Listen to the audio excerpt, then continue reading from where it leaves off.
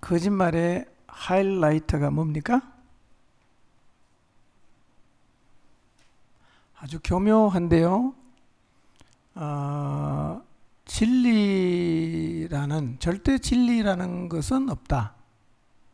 그래서 진리도 불의도 똑같은 사상 중의 하나다 라는 아주 교묘한 거짓말을 온 세상에 퍼뜨려 놨습니다. 그래서 많은 사람들이 이 사실을 받아들이고 있습니다. 진리를 완전히 부정하지는 않습니다. 진리도 그 중에 하나다. 이게 진리를 인정하는 같지만 사실은 진리를 완전히 배격하는 거거든. 기독교, 불교, 이슬람, 정령숭배, 무속신앙 모두 같은 종교다. 이것은 진리를 부정하는 얘기인데 잘못 들으면 모든 것을 똑같이 인정해 주는 거거든요. 이것이 세상에 퍼뜨려 놓은 사단의 가장 심각한 거짓말입니다. 이런 이론의 바탕이 있기 때문에 종교를 통합하자는 게 말이 되는 거예요. 나무아미타불 아멘 보셨죠? 사탄의 하수인이 된 사람들이요, 많아요. 우리 심각하게 생각해야 됩니다. 교회는 사탄의 어떤 거짓말에도 끄떡도 하지 않는 견고함이 있어야 합니다. 눈도 하나 깜짝 안 하고 하나님만 절대 진리로 인정하고 가야 되는데요, 자꾸 여기서 이탈하는 사람이 생겨납니다. 불의를 진리와 같은 대등한 위치에 놓고 선택할 수 있는 것이라고 말하는 것은요, 이것은 포용력이 뛰어난 게 아니에요.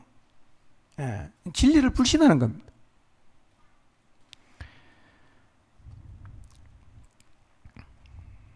어느 틈엔가 진리와 불의가 대등한 자리에 섰습니다. 똑같아졌습니다. 이제 인간은 기독교든 불교든 무속신앙이든 자기 취향에 따라서 선택할 수 있게 되었습니다. 이것이 바로 우리 시대의 사상적인 신앙적인 흐름입니다. 이제는요, 불의로 진리를 막는 것이 하나님의 진노받을 죄라는 말 자체가 성립이 안 되는 시대입니다. 이제 앞으로 가면 갈수록 이 세상은 성경 말씀과는 점점 더 상관이 없고 성경 말씀에 반대하는 쪽으로 이 시대의 사상이 흘러가게 될 것입니다.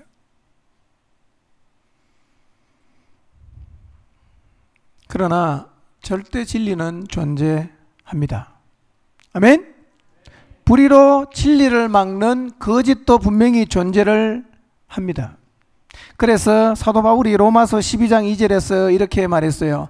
너희는 이 세대를 본받지 말고 오직 마음을 새롭게 함으로 변화를 받아 하나님의 선하시고 기뻐하시고 온전하신 뜻이 무엇인지 분별하도록 하라. 그렇게 말씀하셨어요. 여기서 세대를 본받지 말라는 것은 단순하게 도덕적인 타락을 본받지 말라는 의미가 있는 게 아니라 사실은 도덕적 타락보다 훨씬 더 어려운 게 뭐냐면 사단이 퍼뜨리는 거짓말입니다. 진리나 불이나 똑같은 사상이다라는 이 거짓말은요, 도덕적으로 타락하는 것보다 훨씬 더 무서운데, 왜냐하면 도덕적으로 타락하는 것은 우리가 봐도 저건 아니다고 말을 합니다. 그런데 진리와 불의가 대등한 자리에 놓여 있는 것은 굉장히 아리송합니다. 그리고 이 세상은 그런 시각을 가진 종교인들을 향해서 박수를 치지 않습니까? 훌륭한 사람이라고.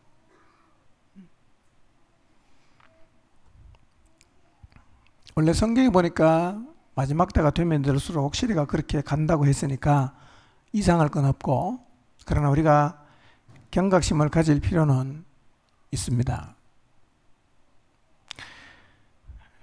제가 3주에 걸쳐서 로마서 1장 18절에서 22절까지 제가 말씀드렸는데요, 한번 간단하게 좀 정리해 보겠습니다. 18절, 하나님의 진노가 불의로 진리를 막는 사람들의 모든 경건하지 않음과 불의에 대하여 하늘로부터 나타난다고 말씀을 하셨습니다. 하나님의 진노가 있습니다. 그렇죠? 하나님의 진노가 뭐죠? 하나님의 진노가 뭡니까?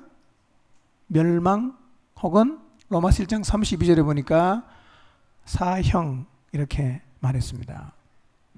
그런데 우리가 이 하나님의 진노가 멸망이다 혹은 죽음이다 혹은 사망이다 이런 얘기가 별로 가슴에 와닿지 않는 얘기는 뭐 예수님을 잘 믿는 우리도 죽고 예수님을 안 믿는 사람도 똑같이 죽으니까 뭐 그 사망 별로 무서운 게 아니다라고 우리가 생각을 하는데요. 성경에서 말하는 사망이라는 것은 몇째 사망을 의미합니까?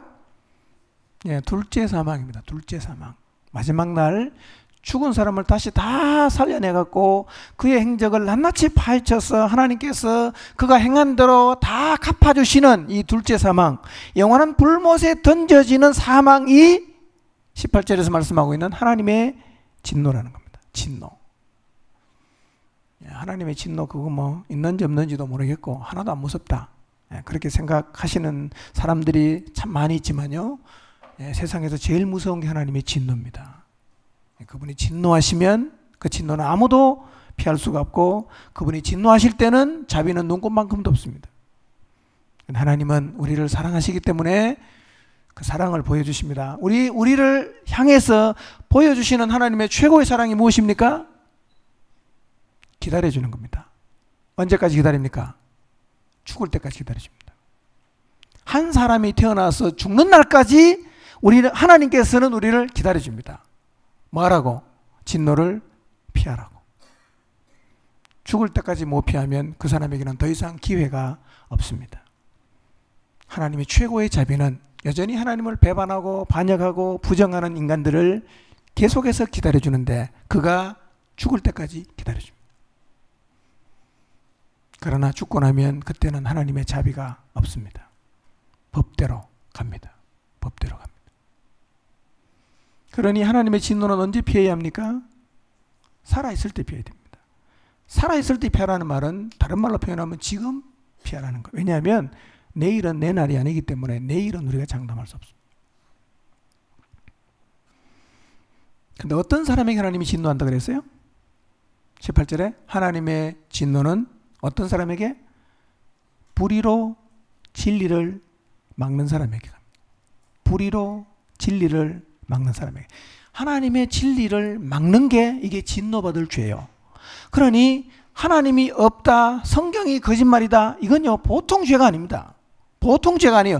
그렇게 말하고 그냥 떠들고 다녀도 하나님이 자비로우신 분이기 때문에 그가 이 세상에 살아가는 날 동안은 기다려주지만 끝까지 회개 안 하면 하나님이 나중에 죽은 사람 다시 살려갖고 심판합니다. 그리고 둘째 사망으로 보냅니다. 끝입니다. 다시는 기회가 없습니다. 불의로 진리를 막아요. 불의가 뭐라 그랬습니까? 그게 거짓이에요. 거짓. 그래서 하나님께서 심판하실 때 진짜 성경에 그런 표현은 없지만 저 밑에 있는 지옥으로 가야 될 세 부류의 사람을 제가 얘기했습니다. 첫째 누구라 그러세요? 다윈. 진화론을 얘기해갖고 사람들에게 신의 존재가 없는 것처럼 그렇게 얘기했던 다윈. 이 인간은요 진짜 많은 사람에게 진리가 흐르지 못하도록 댐을 쌓은 사람이에요. 반드시 하나님이 갚아줍니다. 두 번째 누굽니까? 하나님이 죽었다고 말했던 철학자 니체 같은 사람. 이것도 굉장히 많은 영향을 줬습니다. 이런 인간은요 이제 이미 죽었기 때문에 그 사람은 기회가 없습니다. 세 번째 누굽니까? 공산주의자들. 유물론을 주장하면서 안 보이는 것은 없다. 고로 하나님도 안 보이니까 하나님도 없다. 이 공산주의 사상은요 많은 사람들에게 하나님이 없다라고 가르쳤어요. 그게 다 뭐냐? 거짓말로 진리를 막은 거예요. 이 사람에게 하나님 어떻게 합니까? 진노합니다. 하나님의 진노가 불의로 진리를 막는 사람들에게 하늘로부터 나타납니다.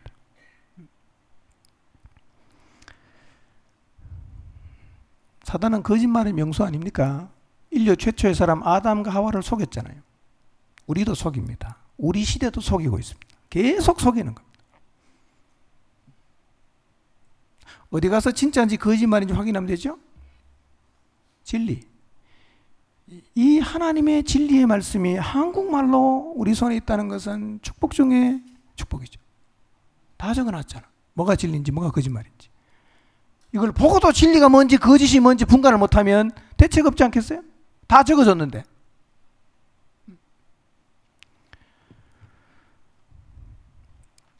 그런데 자 19절을 보세요.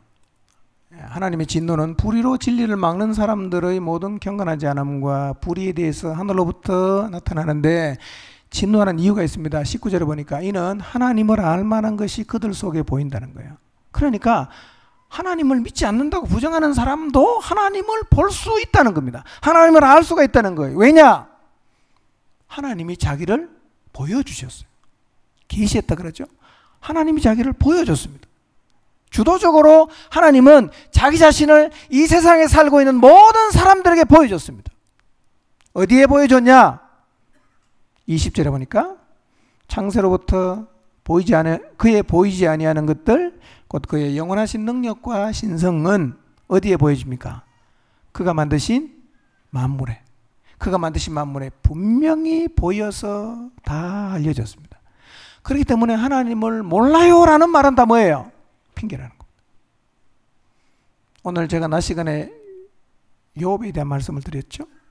욥은 하나님이 만드신 이 천지 만물을 통해서 옛날에는 하나님에 관해서 들었다고 했는데 이제는 뭐라고 말합니까? 하나님을 보았다. 뭘 보고? 이 하나님이 만드신 만물을 보면서 욥은 내가 이제 하나님을 보았다. 이렇게 말하는 거예요. 뭔 얘기입니까? 하나님은요, 이 천지 만물 속에 자기를 다 드러내고 천지 만물을 통해서 우리에게 그분 자신을 알려줬어요. 그러니 우리가 마음을 열고 바라보면 하나님이 다 보인단 말이에요. 보인단 말이에요. 자, 21절 보세요. 근데 하나님을 알면서 하나님이 알려줬기 때문에 하나님을 알 수 있어요. 그런데 하나님을 영화롭게도 아니하고 하나님에게 감사하지도 아니한 사람인 어떻게 되느냐? 21절에 보니까 생각이 어떻게 돼요?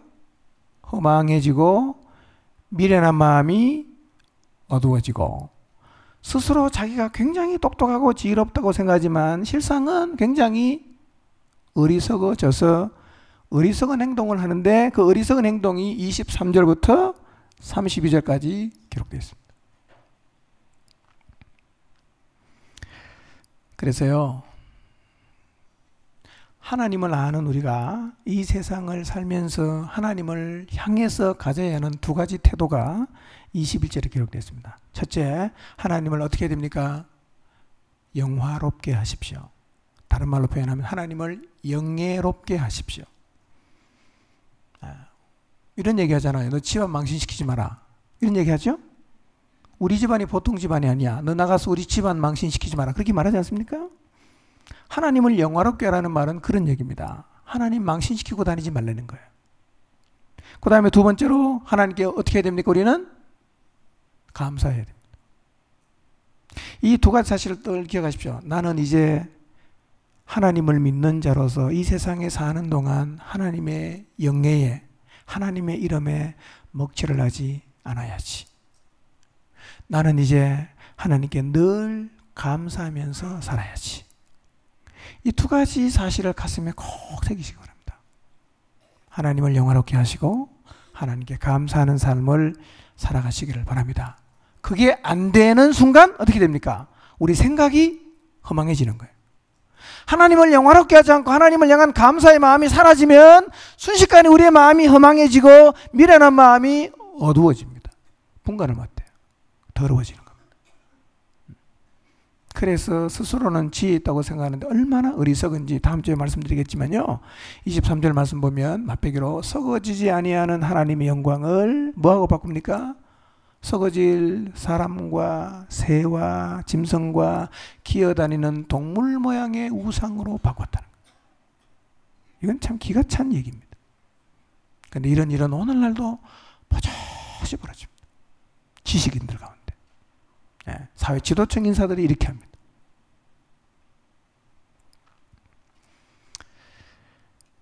여러분, 하나님이 진노한다 그러고 그 다음에 19절로부터 보면 하나님이 살아 계시고 하나님이 살아있다는 것을 만물에 보였다 그랬잖아요.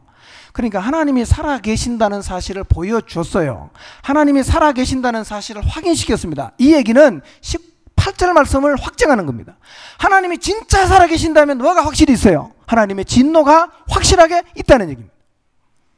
하나님이 지금도 만물 속에 자기를 드러내시고 우리가 이 하나님이 만드신 만물을 통해서 하나님을 볼 수 있다면, 그리고 그 하나님이 정말 살아계신다면 18절에 말씀하고 있는 하나님의 진노도 반드시 그리고 확실하게 하나님을 거부하는 인간들에게 내립니다. 아멘? 여러분, 세상에 제일 무서운 게요, 하나님의 진노입니다. 하나님은 웬만해서는 진노하지 않아요. 그러면 진노하면 얼마나 무서운지요. 사람들이 이렇게 말하는 거예요. 산하 언덕아 내 위에 무너져라는 거예요. 그래서 나를 저 보좌 위에 앉아 계신 분의 얼굴 제발 좀 보지 않게 해달라고 절규할 정도로 심판주로 오시는 그분은 너무너무 무서워요. 근데 하나님 우리에게 충분한 기회를 줬잖아요. 지금도 기회예요. 여기 예수님 안 믿는 분들, 아직도 진리를 반신반의하고 세상의 거짓, 사탄의 거짓말에 속아서 하나님의 진리를 거부하고 배척하고 하나님을 받아들이지 않는 분, 여러분 진노가 있어요. 무시무시한 거예요. 지금의 여러분이 이 하나님의 진노를 피할 수 있는 기회입니다. 진노는요, 피하는 것 외에는 다른 어떤 방법으로도 해결할 수 없습니다. 오늘 여기 오신 여러분 모두 다 하나님의 진노를 피하게 되시기를 바랍니다. 하나님의 소원입니다. 하나님을 여러분의 마음속에 받아들이십시오. 세상의 사상이 어떤 식으로 하든지 간에 이 진리의 말씀 위에 견고하게 서시기를 바랍니다. 하나님을 영예롭게 하십시오. 늘 하나님께 감사하십시오. 이것이 하나님을 믿는 자의 마땅한 태도입니다. 기도하겠습니다.